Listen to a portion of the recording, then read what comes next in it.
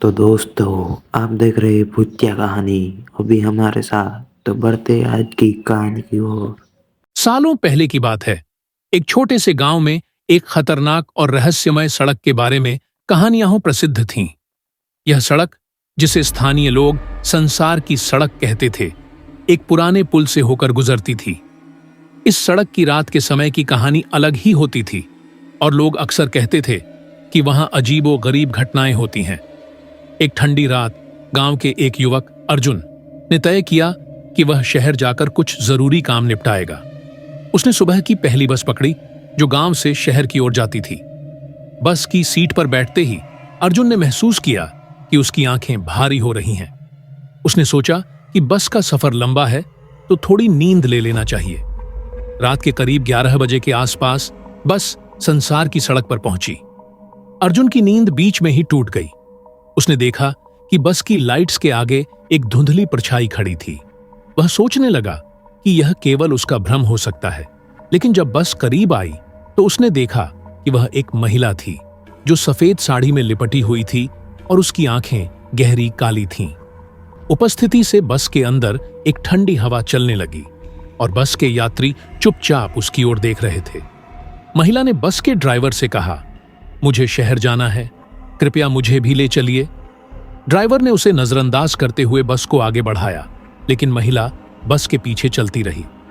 अचानक बस की लाइट्स बुझ गईं और एक अजीब सी खामोशी छा गई। यात्री घबराए हुए थे और अर्जुन ने महसूस किया कि सब कुछ बहुत असामान्य हो गया है। अर्जुन ने ध्यान से देखा कि महिला की आंखों में एक प्रकार की दर्द और राहत की झलक थी। उसकी स्थिति से ऐसा लग रहा था जैसे वह किसी संकट में हो। अचानक बस एक अजीब ध्वनि के साथ रुक गई। ड्राइवर ने कहा, बिजली चली गई है, हमें रुकना पड़ेगा।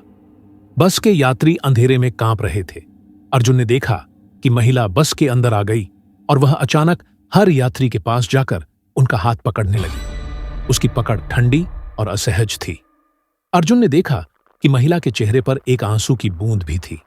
बस में एक अजीब सी उदासी छा गई और कुछ यात्री रोने लगे। अर्जुन ने ध्यान से महिला से पूछा, आपका नाम क्या है?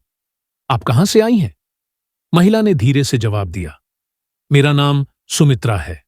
मैं कई साल पहले इसी सड़क पर एक दुर्घटना का शिकार हो गई थी।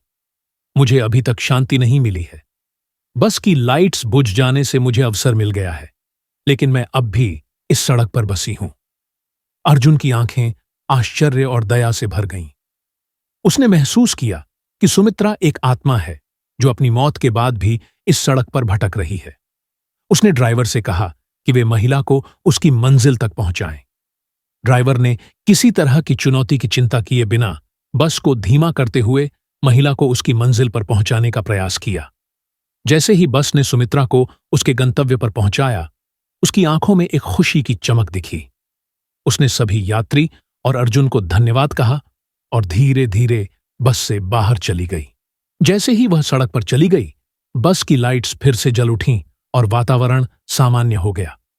बस यात्रा समाप्त होने के बाद अर्जुन ने अपने अनुभव के बारे में गांव के लोगों को बताया। गांव वाले सुनकर चकित रह गए और उन्होंने उस रात की घटना को एक चेतावनी मान लिया कि संसार की सड़क पर अंधेरे में सफर करना हमेशा सावधानी से करना चाहिए।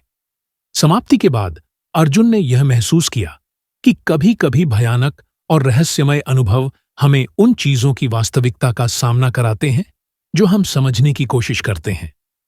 संसार की सड़क पर भूतिया अनुभव केवल एक कहानी नहीं है, बल्कि एक चेतावनी भी है कि हमें अपने रास्ते पर ध्यान देना चाहिए और कभी भी अनदेखी नहीं करनी चाहिए।